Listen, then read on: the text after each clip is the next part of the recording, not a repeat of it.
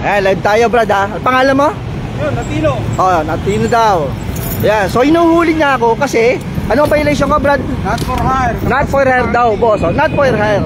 O, may karga ka. Kailangan daw. So ang sinasabi niya kasi may karga ako.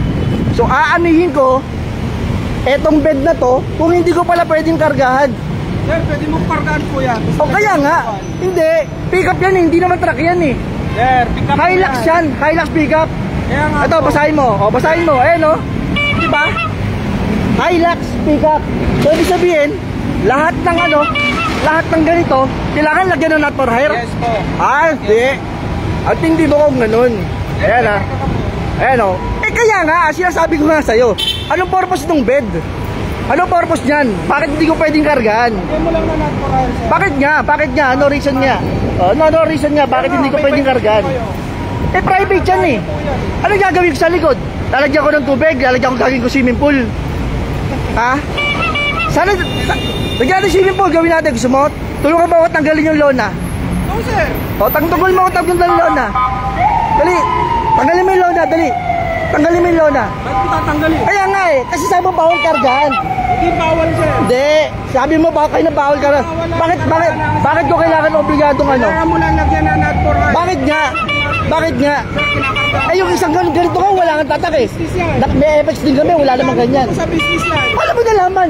Paano mo nalaman ginagamit ko sa business? May karga po kayo. Sige, ano laban yan? O, uling. Uling? Oo. Sigurado ka uling? Sigurado ka uling ha? O sige, buksan mo. O, buksan mo. O, ano? Junk shop pa yan. Nasaan ang uling? Sabi mo uling. Ngayon junk shop. O. Ano? Junk shop yan. Kaya nga. Junk shop. Kaya nga, paano nga naging uling yan? Paano naging uling? Tapos kayo sabi mo junk shop. Nanguhuli ka lang, nanguhulol ka lang eh. Hindi ako ulol. Hindi ko sinabing ulol ka. Iba yung sinabi kong ulol ka, tsaka sa nanguhulol ka. Hindi, magkaiba yun. Pero Tagalog sinasabi ko. Ano yung bibig pag sinabihan ka ng ulol ka, tsaka nang uulol ka? Ano pinagkaiba nun? Ano pinagkaiba nun? Parehas na din yun. Di parehas yun. Ang sinabi ko, nang uulol ka. Hindi ko sinabing ulol ka, magkaiba yun. Junk shop yan. Oh, ano naging junk shop? Ano naging junk shop? Sige, paano mo naging junk shop? Ano naging junk shop? Hilux yan, di yan junk shop. Oh, hindi yan junk shop. Hilux yan, Hilux. Mayroon mo siya ito. Pag kumahiram ng lisensya sa'yo, pag kumahiram, May violation pa. violation, nasaan ang violation? Oh, nasaan ang violation? Nasaan ang violation dyan? Walag yan. Oh, kaya nga, nasaan ang violation dyan? Sabihin mo sa akin. Not for hire. Capacity not for hire, bakit? Oo. For hire ba ako? Karga ka. For hire ba ako? Kaya nga, Brad, ang tinatanong ko sa'yo, ano purpose nitong bed na to? Kaya nga po, kinakargaan. O, lagyan mo ng... Kaya yan nga yung purpose yan, para kargaan eh. Kasi sana naligyan ko na lang ng upuan yan. Ano naging junk shop yan? May karga to.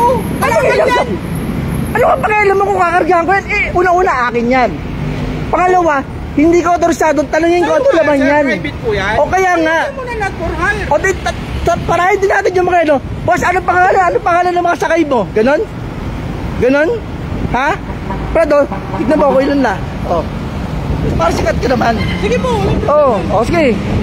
Ano nga violation mo? Not for hire po. Not for hire. Yun O bakit nga? Sige nga. Ano nga? Bakit nga hindi ko nga pwedeng kargahan yan? Sana bumili na lang ako ng motor. Diba? Sana bumili na lang ako ng motor. Sana nga bumili na lang ako ng motor kung hindi ko rin pala pwedeng gamitin yan. Sir, pwede pong gamitin yan. Oo. O, lagyan mo na ng decals. Bakit? For hire. 2 buwan na sa akin yan. Junk shop yan, sir eh. 2 buwan na sa akin to. Sasakyan.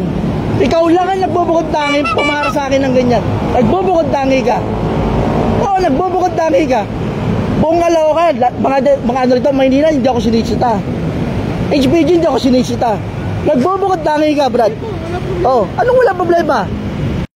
Okay lang naman matikita mo, pero at least kahit paano magmumukha ka sa Facebook. Oh, ayan na, pinayagan mo ako mag-live, sabi mo kayo na, sige po, i-live kita. Oh. Para alam din ng tao, iiwas pala yung mga nakatama raw dito na may laman. Lahat ng nakatama raw dito, na drop side, huwag kayong dadaan to kasi huhuling kayo ni, ano pangalan mo? Natino. Ano yung AF? Ano yung AF? Ano kaya AF? Ano kaya AF? Sa labas mo. Huwag mo kong gano'n eh, Brad. O, ano gagawin natin ngayon dito? Ano gagawin natin ngayon dito? Kita ko kayo. Hindi kita bibigay lisensya ko sa'yo. Dapat din na, baka mo. Ano ito? Tigita mo kung gusto mo. Bilisan mo lang.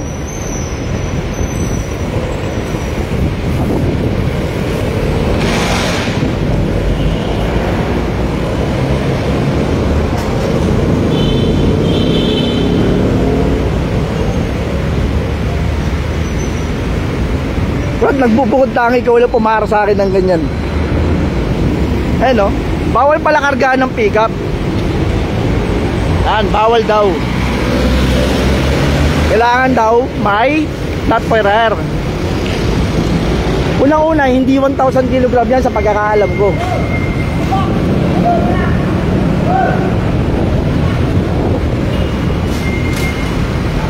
Ayan yung mukha niya, oh. Ayan yung mukha niya. Poging-pogi.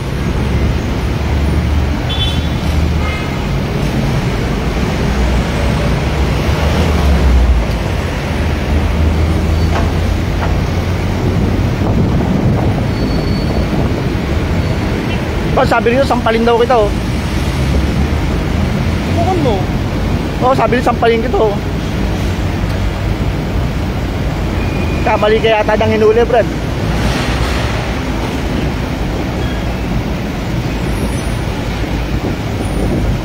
Paparahin mo ko kasi walang decals ng not for hire. Hanip. Baka naka-pick up, pag kayong dadaan dito sa C3, Fifth Avenue. Huhulihin kayo nito kasi mga pick up nyo, walang decals na not for hire. Oh, tapos ka na. Ito na akong malis, Brad.